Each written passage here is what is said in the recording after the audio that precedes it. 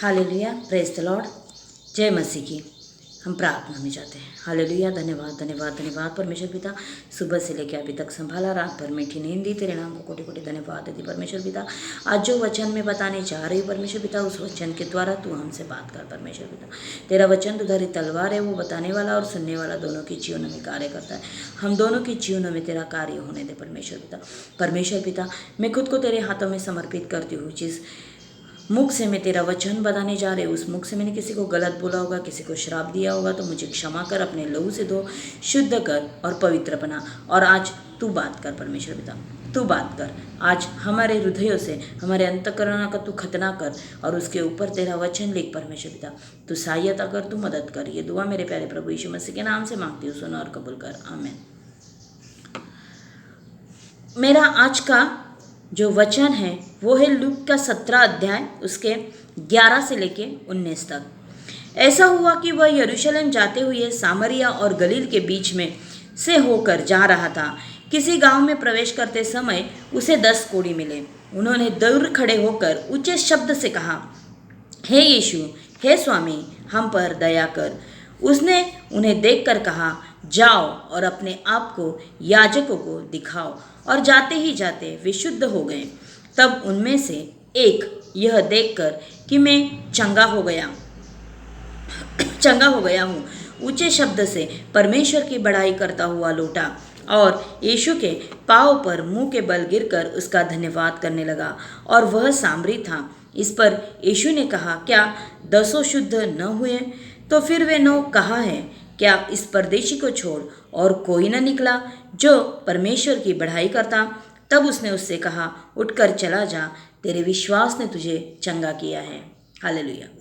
मेरे भाई बहनों, हम देखते हैं कि यीशु मसीह जब यरूशलेम में जा रहे थे तब सामरिया और गलील के बीच में से होकर वो जा रहे थे। और उस समय उन्हें 10 कोढ़ी मिलते हैं और वो जोर जोर से चिल्लाते हैं, क्योंकि उनके पास दूसरा कोई रास्ता नहीं था। उस समय कोढ़ आना एक श्राप माना जाता था, एक पाप माना जाता था।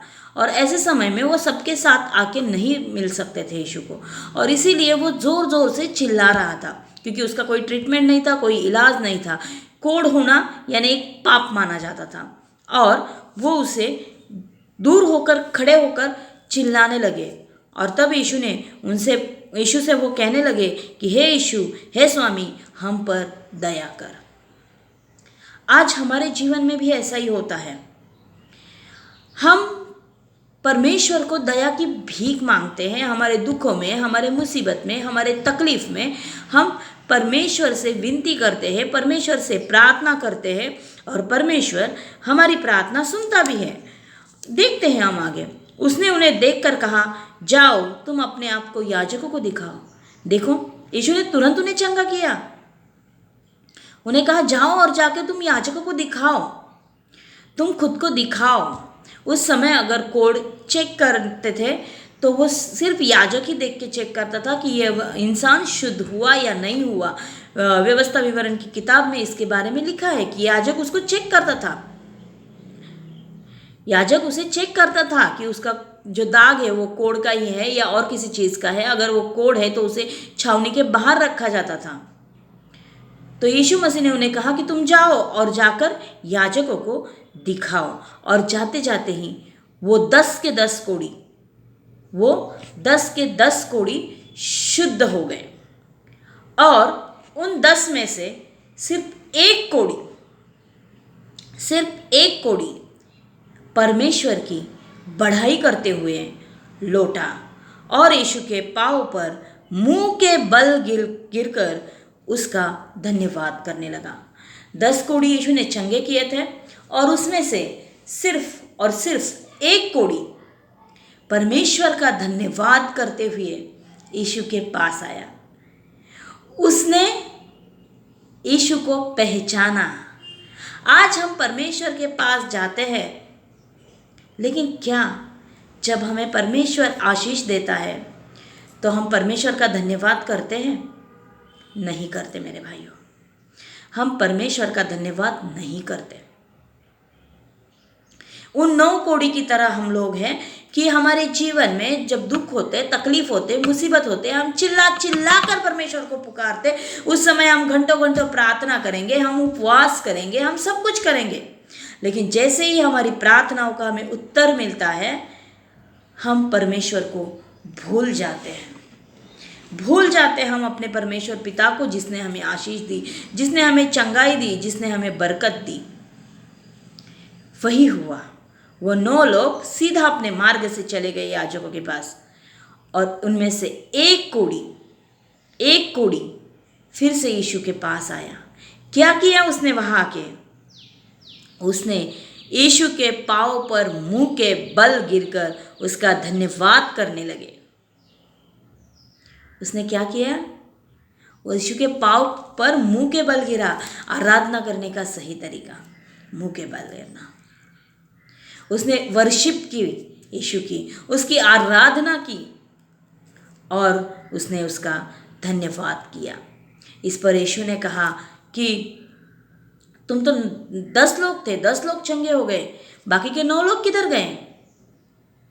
आज प्रभु भी हमसे यही पूछता है कि मैंने तुम्हें आशीष दी, मैंने तुम्हें बरकत दी, मैंने तुम्हें चंगाई दी, और तुम क्या कर रहे हो? कहाँ हो तुम मेरा धन्यवाद क्यों नहीं कर रहे?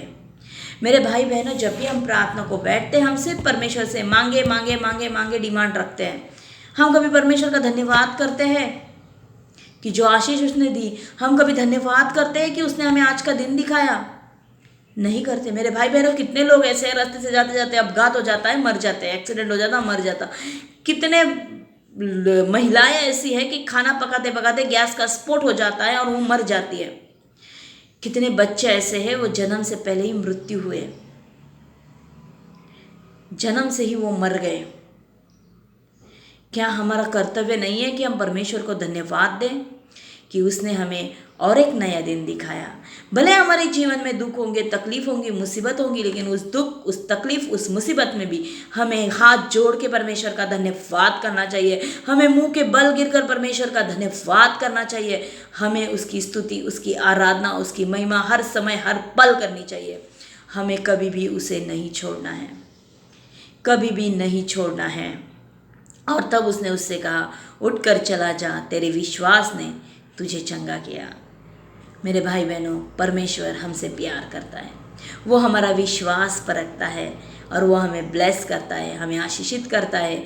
हमें उसके साथ रहना है, चाहे हमारे कुछ काम हो या ना हो, हमें चंगाई मिले या ना मिले, हमारे जीवन में मुसीबतें आए, कुछ भी हो, हमें हमेशा परमेश्वर का धन्यवाद करते रहना चाहिए। हर एक आशीष के लिए, छोटी से छोटी आशीष, आज का दिन दिखाया, धन्यवाद करो।